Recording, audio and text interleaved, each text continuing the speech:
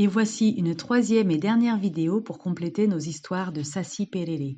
C'est un reportage de la chaîne Azura qui pourrait bien intéresser également les parents. Bonne écoute! Et aujourd'hui, on va s'intéresser à l'un des personnages les plus importants du folklore brésilien, Saci Pereré.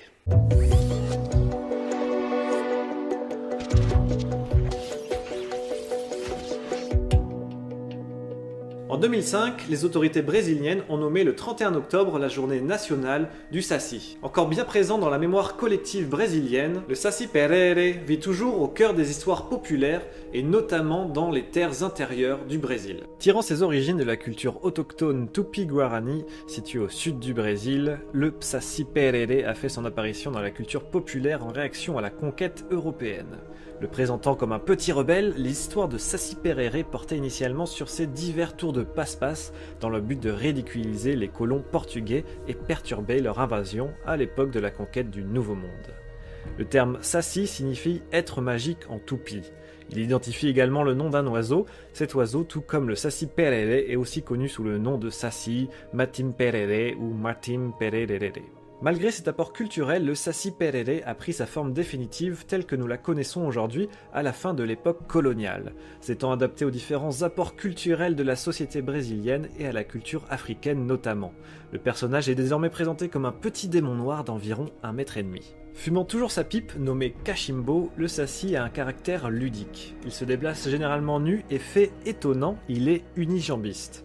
Différents récits à son sujet racontent que le Saci Pereré perdit sa jambe dans un combat épique de capoeira, un art martial afro-brésilien dont les racines remontent aux techniques de combat et au style de danse des peuples africains déportés à l'époque de l'esclavage. Le Saci Pereré est également coiffé d'un petit bonnet rouge, caractéristique des négriers portugais à l'époque de la traite. Selon les histoires racontées, le bonnet rouge du Saci Pereré proviendrait également du folklore du nord du Portugal, représentant le personnage Trasgo, un être enchanté de la région de Trás-os-Montes. Je ne suis pas sûr de la prononciation. Tout comme ce rebelle de petite taille, le Saci Pereré porte ce bonnet rouge symbolique de ses pouvoirs surnaturels, soit le pouvoir d'apparaître et de disparaître où il le souhaite et quand bon lui semble.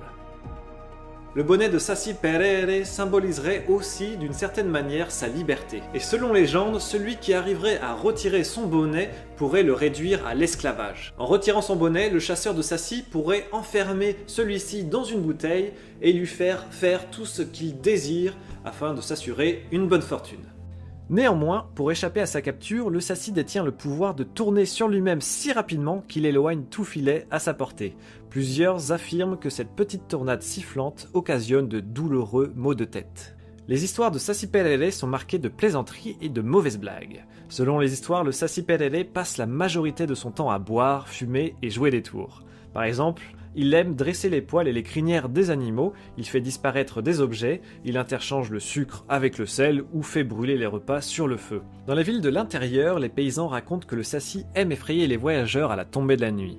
Ils expliquent que le meilleur moyen pour éviter une telle surprise est de laisser la cachaça, c'est un alcool local, et le tabac derrière pour distraire le Saci. D'après une petite histoire proposée par l'écrivain brésilien Monteiro Lobato, le Saci fait tourner le lait, casse les pointes des aiguilles, cache les pinces à ongles, emmêle les pelotes de laine, fait tomber les dés des couturières dans les trous. Il jette aussi des mouches dans la soupe, brûle les haricots, casse les œufs des couvées. Quand il trouve un clou, il le met pointe en haut pour blesser le premier pied qui passe. Tous les malheurs qui arrivent dans la maison sont toujours de sa faute.